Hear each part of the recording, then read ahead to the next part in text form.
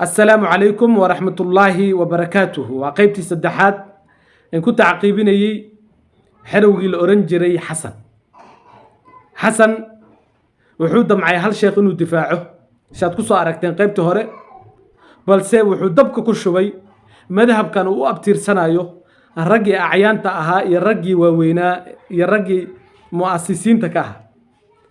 ayuu ma aragtay gaalnimo iyo kufri iyo halka galiyay carabtu waxay ku mahmaadaa araada ayuu ka xilaha camaha wuxuu damcay inuu indha kuulo balse wuu indha tiray waxaana loo soo qaataa ruuxa isku dayaya inuu wax saxo wax hagaajiyo hadana haleeya oo uga sii dara marka laga soo tago masaa'ishan kale ee uu buunbuuniyay oo kulligood ararta ahaayeen ama ka agdhawaayeen lubul mawduucan ahayn waxaa la rabay mawduuca lubiga markuu yimaado oo hadalkii ibnu qayyim quseeya waxaa la rabay inuu si fiican u faahfaahiyo oo garawshiye ka bixiyo ila waxaan keenay hadaladii culimadiis in hab loo isticmaalo shay ruuxu uu aaminsan yahay inuu baatil yahay haddana inuu isticmaalo risaaladii al-aadaab wal-munaadara وانيجي كيني الجواب الجدلي وحلي رادو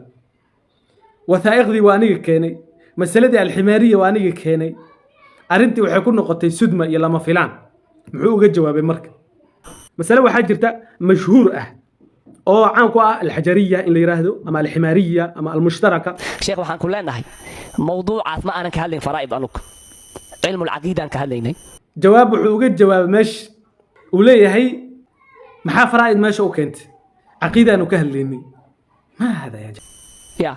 شيخ أبو بكر حسن مالين إيو شيخ جامع يار إيو فخر الدين الرازي ما وحي كان نقطة الحمد لله إيجا مياه نف كدايدك هم فوق رؤوسنا مدحي نو سارين هذه إيجا نورال آد كدايدك بل سوحا ماشي يا هذا لك الشيخ يسه oo aan filaya inuu ku noqday laf dhungash sheekh Abu Bakar Maalim oo ka hadlaya Allah Azza wa Jalla ayad Quraan fasiray qul in kana lirrahmani waladun ma ahkamba ma faraa'id ba ma fiqhi ba fiqh al-akbar aqeeda waata laakiin fiqhigi furuucda aha maaha سبيل الفرض والتقدير الشيء معقول نقكر بقى الحمد لله لا دهابه هذا نبي عليه الشيخ كما يفرض المستحيل على وجه الفرض والتقدير كما يفرض المستحيل سيده اشياء مستحيلات قبل اسك قدر هدان اسك قدرنو فهمت waxaan leeyahay marka xasanow fallaari gilgilasho kaaga ma fuqdo ama sheekhiga qaldan dheh iyo culimadan dhan aad keentay oo aniga saxsan dheh ama aniga qaldamay dheh oo ka cudur daaro si raganimo leh al-i'tidaaru min shiyam ar-rijal cudur daarku waa dhaqanka lagu yaqaano ragga gobta ah ka cudur daaro waxa tiraahdaa ma aqoonin dheh ama waan aqaanay laakiin kas ayaan u qarinayay oo hadalkan aan u sheegay markaasna hadda beenaad noqonaysa beenaad noqonaysa adiga kala dooro saddexda khiyaar wathaa'iqda iyo culimada madaxay ii saarihiin aad tiri inay iyaga qaldanaadaan oo iyaga juhala ay noqdaan ama kuwa qaldan ay noqdaan iyo inaad adiga noqoto mid qaldan oo waliba ugu dhacday qaladkaasi jaahilnimo iyo aqoon la'aan aad masaladan ka haysatay ama aad u kastay oo taqaanay laakiin aad u kastay marka beenaad noqonaysa saddexda kala dooro intaas way خيار كله هدو جران الشك حرت المساكين تهلو قوينين يكون مرحبينيس هكو سرمين واحد جواب تيده هينين هايس كسو فريسا يا تاسنا هورتا انتاسان كلا يهيو موضوعي انا قلت لقلي ان كهدلو موسى ناهين قضب كلابات وحويان مسألة دي قاموسك قواميست أدونك هذا تالا قاموسك وقفع وين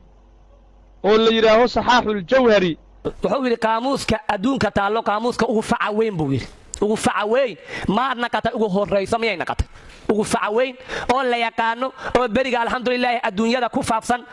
waaya laga wada maahina ma uusan dhigin sheekhu qaamuuska adduunka ugu xasanow wallahi warba ku yaalo waxa ku fasirtay ugu fac weyn macnaha waxa dhahday midka ugu caansan arintaasi ani kama jawaabayo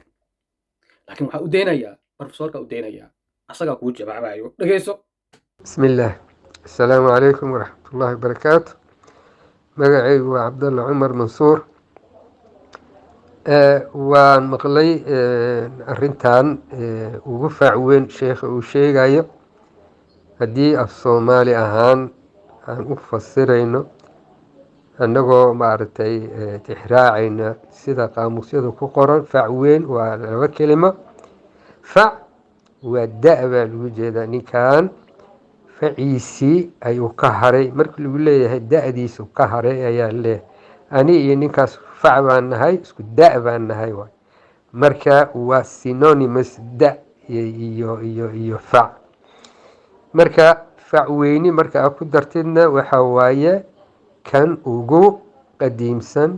ama kan ugu horeeya markaa la og yahay. ma habboona in la yiraahdo yacni macno sheegaya midka maxaan ku yiraahdaa ugu caansan. maya, midka ugu caansan iyo isuma imaan karaan. fac weyni waxa waaye midka ugu qadiimsan, maaragtay buugga ugu fac weyn ee uu soo saaray hebel waa buuggaas, yacni midka ugu qadiimsan. midka ugu qadiimsan waa midka la og yahay ugu horeeyey. marka ugu horeeyey iyo ugu qadiimsan yacni waa labadaas, waa af ingiriisi waxaa lagu yidhaahdaa synonymous waaye. wabilaahi towfiiq, wasalaamu calaykum waraxmatullah. waa inaad ka soo saartay sheekh abubakar xasan maalin hadalkiisa asoo dhahaya kitaabka ugu horreeyey. farqi baa u dhexeeya ugu faca weyn iyo ugu horreeyey waa kala yihiin. bal hadalkiisa dhegaysta, intaas beenta la eg bal fiir, war waxaas ummadda kala tag, hana la soo hor fadhiisan. marka dadka noocaas oo kale oo hadallada mashaayikhda aanba fahmaynba oo ugu faca weyn iyo ugu horreeyo aanba garahiinba waxaa raba beriga inay ka hadlaan diin ilaahay. wuxuu yidhi been baad sheegtay wuu yidhi. wuxuu kaloo yidhi hadalka mashaayikhda qof aan fahmaynin inuu diin ka hadlaa waa nasiib darro. arrintaasi aniga aad bay anfici doontaa, leanna waxaan keeni doonaa isaga oo hadallo uu soo qaatay aananba fahminba. laakiin bal qaamuuska aan ku socdo. shaashadda waxaa idiin soo saaray qaamuuska soomaaliga, sawir aan ka soo qaaday. fac wuxuu ku tilmaamayaa da' weyn. fac weyn waa laba eray oo murakab ah oo laisdul saaray. fac macnaheeda waxaa weeye waa da', weynna waa weyn. ugu fac weyn macnaheeda waxaa weeye ugu da' weyn. waa inta aan iri, ugu horreeyey, ugu da' weyn, ugu fac weyn. arrintaasoo kale badiihiga ah in hadda loo sharxo waa arrintii la yaab leh. wakayfa yasixu fi ladhaani shay-un ida اxtaaja annahaaru ilaa daliili. sidee buu maanka wax u gelayaa haddii maalinkii daliil u baahdo? yani arrin iska waadix ah oo tan oo kale ah haddii aad ku qasbanaato inaad sharaxdo ood faahfaahiso, runtii waa arrin aad dhibkeeda u leh. tawdiix carabtu waxay tidhahdaa tawdiixu lwaadixaati min ascab almushkilaati. inaad shay waadixa aad sii caddaysid oo far waaweyn kusii qortid waa mushkilaadka kuwa ugu culus. waxaan leeyahay marka waxaa halkaa ku caddaatay in masalada afka soomaaliga qusaysa xataa inuu jaahilka ah.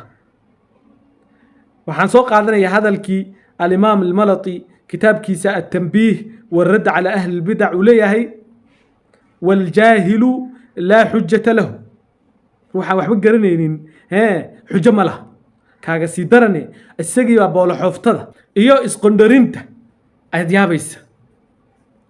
wuxuu sii raacinayaa canjilaad nabigeenana calayhi salaatu wasalaam xadiidkii caaisha radia allahu canha waa isagii ahaa maa uxibu anii xakaytu axada wa ana lii kada wa kada. ma jecli inaan qof canjilo. waxaan leeyahay haddaba hadalkaasi inuu sax yahay halkaasi ka caddaatay qaamuuska afka soomaaliga uu qoray walaalkeen sheekh cumar aabihiis profesor cabdalla mansuur. halkaasi ka caddaatay. waxaan kusoo gabagabeynayaa nuqdadaas wa kam min caa'ibin qowlan saxiixa wa aafatuhu min alfahmi asaqiim. badanaa ruux ceebeynaya hadal sax ah halka looga yimid iyo aafadana ay tahay fahamkiisan xanuunsan, fahamkiisan qolloocee guracan looga yimid. qodobka halkaas baan ku dhaafay. qodobka saddexaad waa markii uu nagu radinayey wasamaa'a banaynaaha biaydin. wuxuu yidhiheen shiikha been buu sameeyey amba tadliis buu sameeyey amba kitaab asiga hawadiisa waafaqsan buu wax ka soo guuriyey. waxaan leenahay adiga waxaad shiikha aad ku tuhmaysata adaa ku dhacay. ramatnii bidaa'iha wansallad. cudurkeedii igu gintay waana igaaga siibata. awalan ilzaamkay ka cararayaan waxaa ah laba yad oo xaqiiqiyatayn ah oo cudwayn ah ayay sugeen. kabacdi aa la yidhi laba yad oo xaqiiqiyatayn ah oo cudwayn ah haddaad sugteen dee aayadda anigu waxay tilmaamtay yad oo jamac bal suga iyana way ka carareen waxay yidheen yadda jamac maba ku timaabada waa inkireen masdar bay ku timaada waatana luqaday ku caddahay horta laba been buu sheegay intaan hadalka gudaha u guda gelin kow beenta koowaad waxa weeye inuu yidhi waxay dhaheen buu yidhi waxay ilaahay u sugeen laba yad oo cudwiyeyn ah ilzaamkay ka cararayaan waxaa ah laba yad oo xaqiiqiyatayn ah oo cudwayn ah ayay sugeen cudwi ma taqaanaan waa xibin cudwi waa shay tacdiyo ku yimaado oo gabal ah weeyaan ilaahay waa isaga dhaha aladiina jacaluu alqur'aana cidiin waxaa looga fadhiyaa marka kitaab muctamad ah inuu ka akhriyo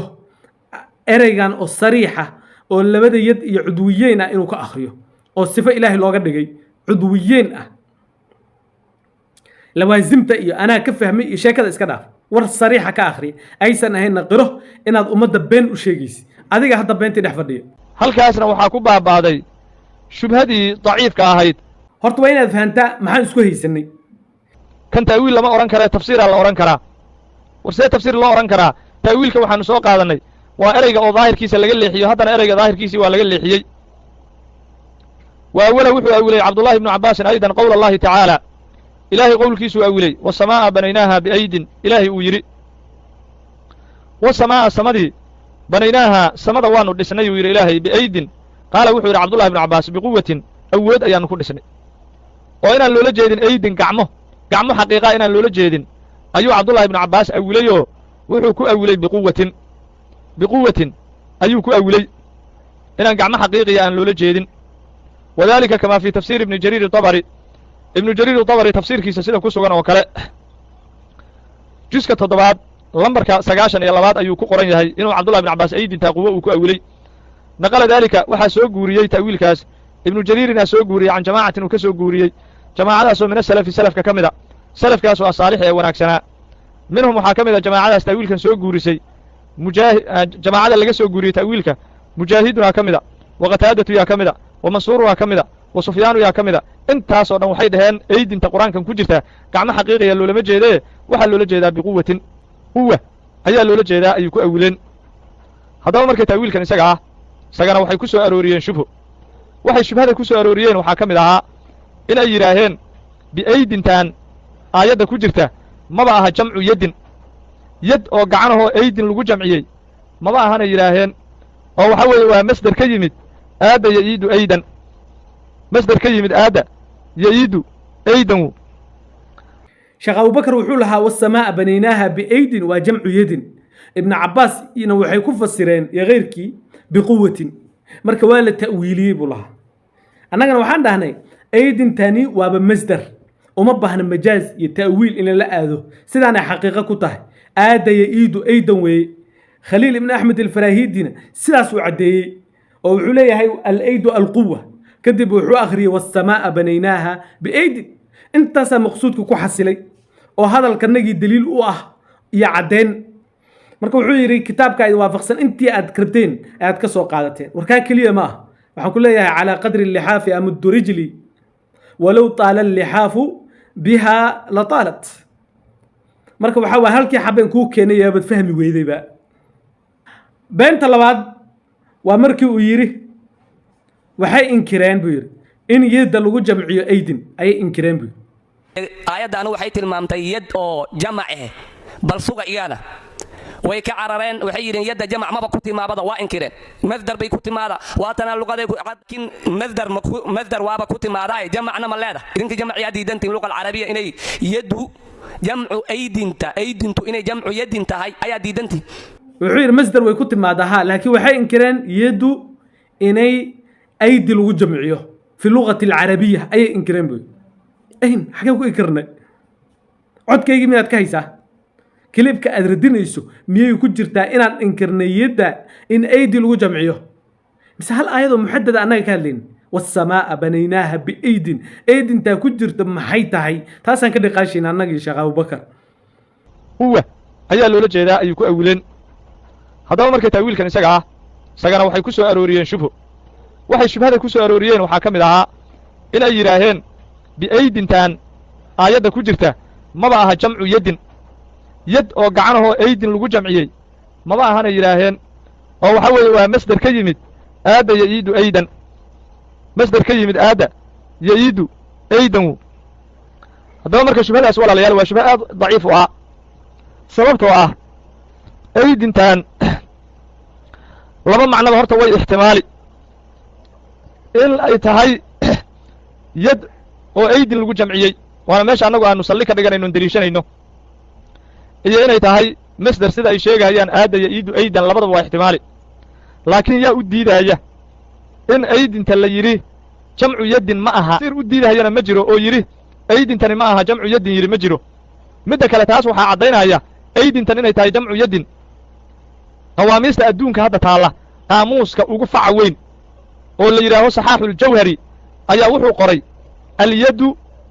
alquwa yadda waxaa lagu macnayn karaahuu yidhi awood